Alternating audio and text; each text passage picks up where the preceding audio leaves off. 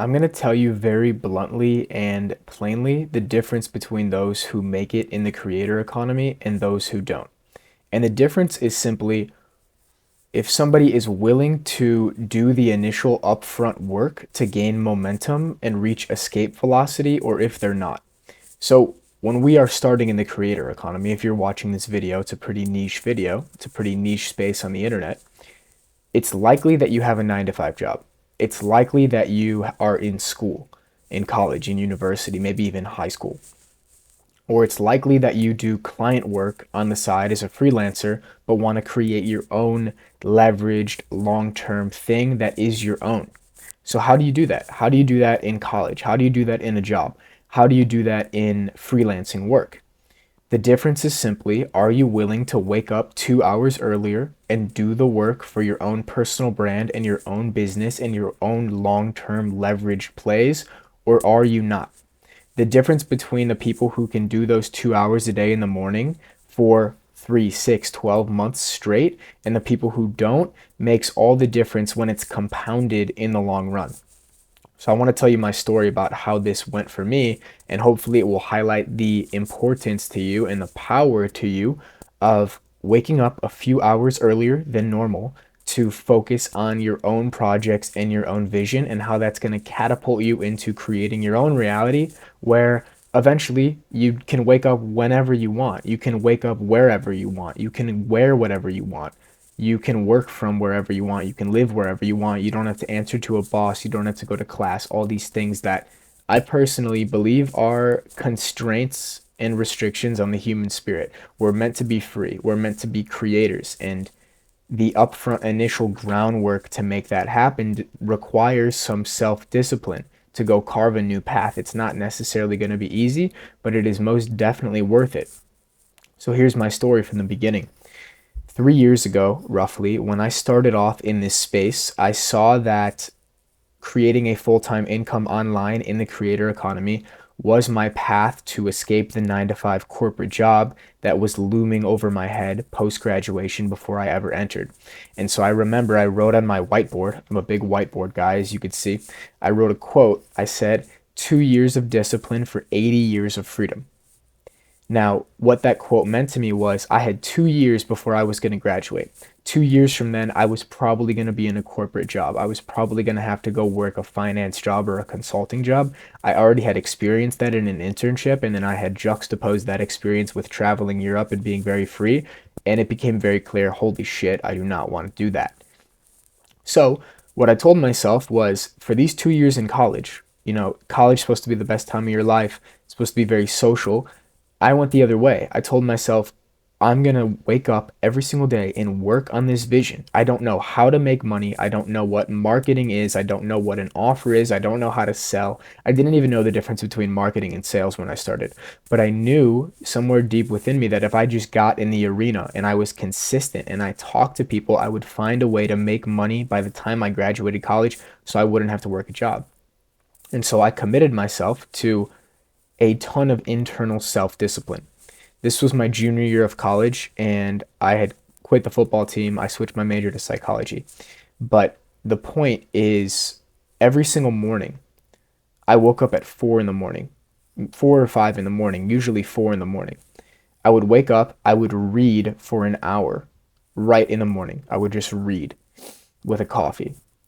Then I would go on a run because I was big into running at the time. I would run, like, depending on the day, 2, 5, 6 miles. I'd take a cold shower. It was like extreme self-discipline. I had a buzz cut too, so like I've changed a bit. But I'd come back from that shower and it would probably be now 6:37 in the morning. And from 7, let's say 6:37 to 10 or 11, I would do my work. I would do my deep work. I'd done the internal work in the morning with reading, meditating, and running. Then I would get into the creator economy work. If I had to go back, I might say, dude, skip the running, skip the reading, but it was probably valuable at the time. From 7 to 11, I would do the deep work. I would write. I'd write newsletters, I'd write on Twitter, and I would connect with people on Twitter. That was it. I didn't have a project I was building yet. I didn't know what to build. I didn't know what I was really interested in. All I knew I was interested in was personal development, philosophy, and health. So I would just write about that online, and I started to connect with a ton of people. At 11, I'd go to the gym, then I'd go to class, I'd have homework, and then at night, I would drive DoorDash while listening to educational podcasts, specifically creator economy podcasts like this, or like Dan Coe, or Dickie Bush, or Dakota Robertson, or Hormozy, or these type of guys. So I would self-educate while I was making a little bit of cash door dashing so that I could invest it into creator economy communities. Or I would invest it back into paid retweets to grow my own brand, which came later down the line.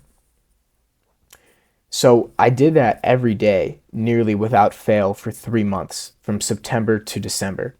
In December, I had winter break. I used that winter break to spend 4 hours a day writing threads to store up for January. In January, I went on a massive growth push on Twitter with the paid retweet strategy, with the money I got door dashing. So again, it's like you don't have any fucking excuses. Like I was door dashing to try to make this thing work, and it did. And I also was getting paid to self-educate. So that's advice I'd give to any beginner. Is like if you need a little bit of cash to join a community, to get a little coaching, or to invest in your paid growth, whatever it is, don't look down upon a door dashing job. Don't look down upon a waiter job, right? These things are serving your higher vision. And the reason I like door dashing is like you get paid to self-educate, right? You're driving around, you can listen to podcasts for 2 hours and you can gain a ton of knowledge and information, and you make 50, $60. You do that a few days a week. It's not too bad for a college kid, at least. So I did that for 3 months, stored up a bunch of threads, went on a growth push in January, was in San Francisco for school, so still doing school, but it was a study abroad program for entrepreneurship. And a month later, I signed 3 high-ticket ghostwriting clients and went from about $1,000 a month doing freelancing threads for Twitter to $7,000 a month going full-time, leaving school, moving to Argentina, moving to Costa Rica, and working like 10 hours a week, making 7K a month. So people see that result. They say, holy shit, he's a ghostwriter. He makes 7K a month. He lives on the beach. Like, that's so cool. It's so lucky. How did he do that? What they didn't see was every day the alarm goes off at 4 in the morning and I have to fight myself to get out of bed, right? And we're going to get into how do you actually get out of bed in this video, because that's a big topic for me and for a lot of people. They didn't see 8 o'clock at night, Friday night, I'm not going out. I'm reading a book and going to bed, right? This was months and months of consistency. And I would say I was unbalanced and I was not that happy, but I had purpose, I had meaning, I had clarity, and I had direction, and I had a reason why. I had a reason why I was doing this and a reason why I was sacrificing elements of my life for the vision of the life I wanted to create. So this gets into the main point here. You have to have a why behind this action, right? If you want to wake up 2 hours earlier than normal, say you have a 9 to 5 job, say you're in college, class starts at 9, your 9 to 5 job starts at 9. You have to kind of start going at 8, whatever. What is it going to take to get up at 5 and work from 5 to 7:30, maybe even earlier, 5 to 8, right? You can get 3 hours. You can get so much done in 3 hours. So as long as you're oriented in the right direction and you know where you're going. You have to have a why to make this consistent, or else you will fall off. So there's that quote. It's like, with a strong enough why, you can accomplish, you can do anyhow, or whatever that quote is, right? So what is your vision?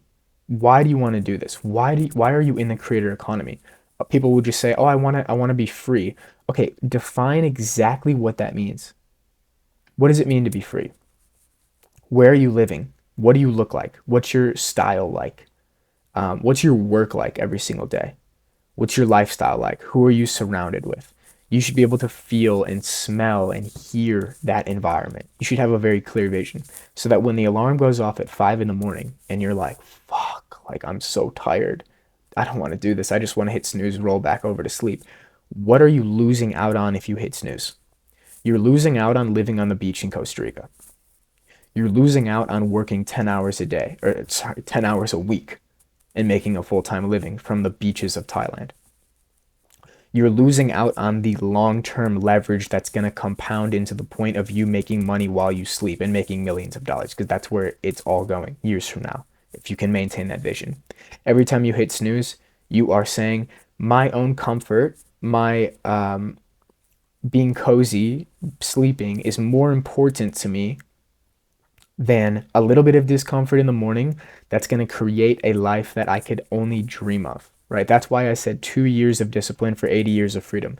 It didn't even take me 2 years. It took me 6 months. If I could go back and start again with my knowledge now, it would probably take a month or 2 months, right? If you know what you're doing, you can accomplish it very quickly, which is why coaching is really valuable just for synthesized knowledge and perspective. I'd say hire a coach if you have the money.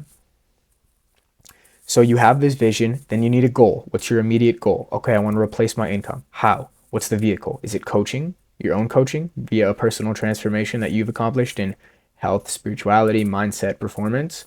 Is it a freelancing skill like I did at the start? Is it ghostwriting? Is it web design? Is it copywriting? Is it marketing? What is the freelance skill? From that vision, you reverse engineer the clear goal, and then the action should become obvious. Okay, I want to be a ghostwriter. What do I have to do?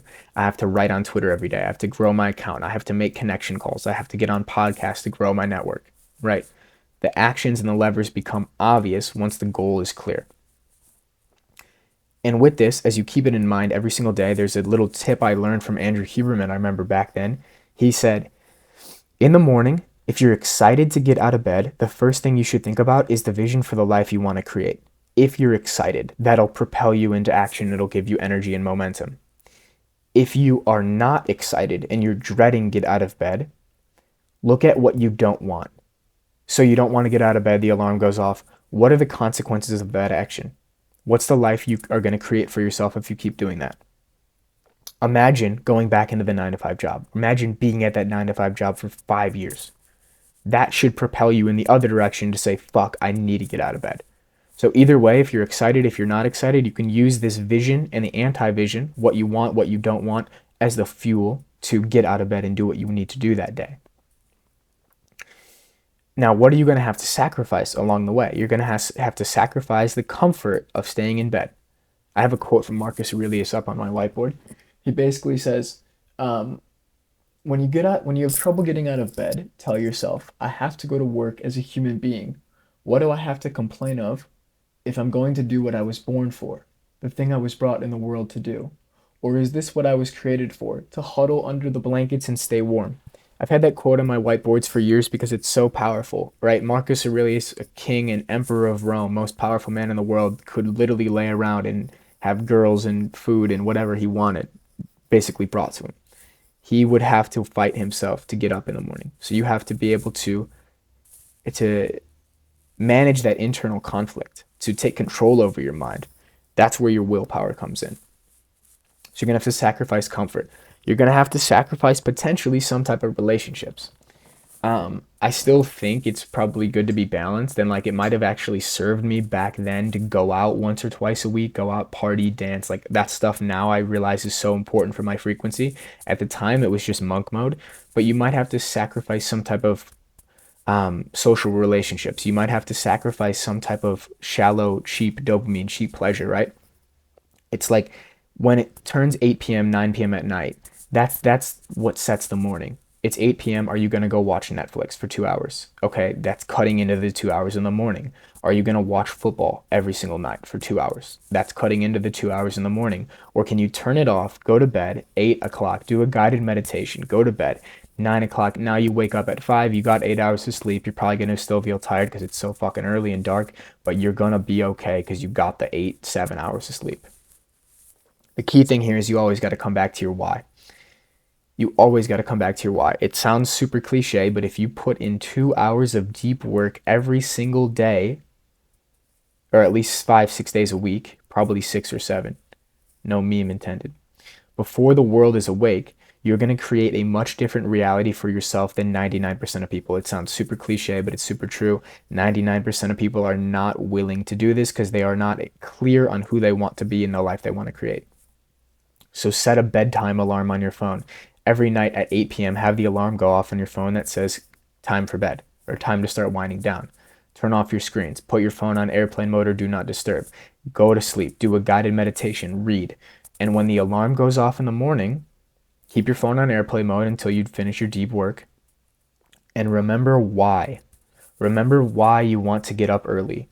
You're doing this not just randomly. You're doing it intentionally. You're doing it so that you can create a life on your own terms, one that eventually you can do whatever the fuck you want. You can wake up at 9, you can wake up at 11, right?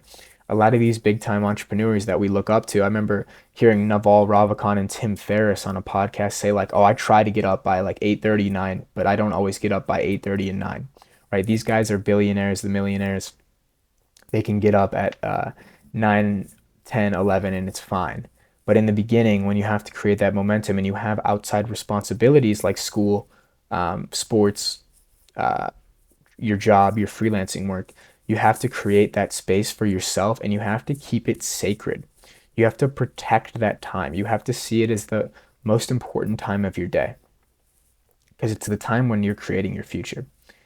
So when you do this, if you do this for 6 to 12 months, you are going to look back and you're going to realize that these small acts of consistent discipline every day, 2, 3 hours a morning, made all the difference in creating a reality that everybody will call lucky and say, "Holy shit, I wish I could do that. That sounds so cool. How do I do that?"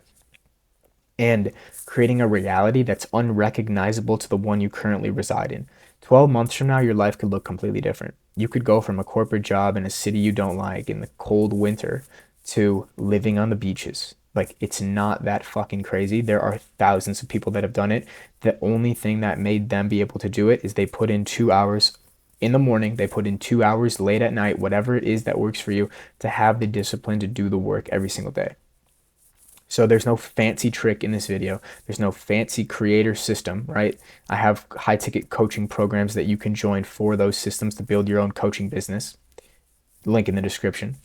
But this video is basically to give you the motivation and the insight that you're going to have to do the fucking work. You're going to have to wake up a little bit earlier. You're going to have the discipline to go to bed on time. You're going to have the discipline to wake up when the alarm goes off. So stop looking for shortcuts. Stop looking for hacks. Stop wishing things were different. Your situation is what it is. You have to deal with it, and you have to cultivate the self-discipline to make the most out of it. So with that, thank you for watching the video. A roadmap to your first high-ticket client is in my school community, The Conscious Creator. A more intimate coaching program that I run with my business partner is called the Creator Accelerator to scale your coaching business to 3 to 5K a month in 90 days. And personal development community called Transcendence with a bunch of guided meditations and content on performance, mindset, health, vitality, lifestyle, energy, etc. All in the description. Check that out. See you in the next video.